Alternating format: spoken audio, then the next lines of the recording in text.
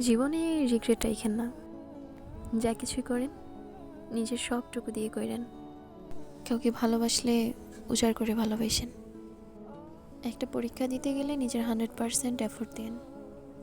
এমনকি নিজের জন্য কিছু করতে গেলেও সবটুকু দিয়ে করেন, কিছু হাতে রাখেন না। নিজের সর্বোচ্চ এফোর্ট দেওয়ার পরেও জীবনে ধাক্কা খাওয়ার সম্ভাবনা প্রবল। মানুষ আপনাকে হতাশ করবে, ভাগ্য আপনার সাথে প্রতারণা করবে, জীবন আপনারে আনফেয়ার ট্রিটমেন্ট দিবে।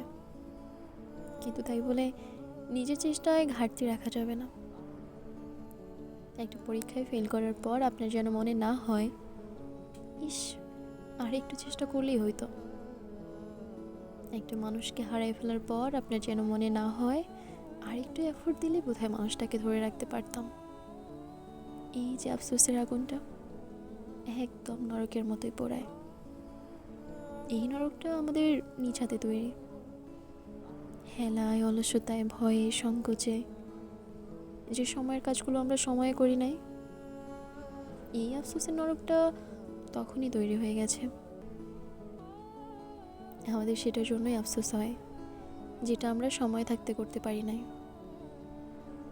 জীবনে এমনভাবে সব করতে হবে যেন নিজেকে বলা যায়, আমি আমার সর্বোচ্চটা দিয়ে চেষ্টা করেছি। রাতে শান্তিতে ঘুমানোর জন্য অতটুকুই যথেষ্ট। কারণ দিন শেষে অপ্রাপ্তি নিয়ে ঘুমানো যায়, কিন্তু নিজের কাজ করায় নিজেকে দোষী হিসেবে মেনে নিয়ে ঘুমানো যায় না।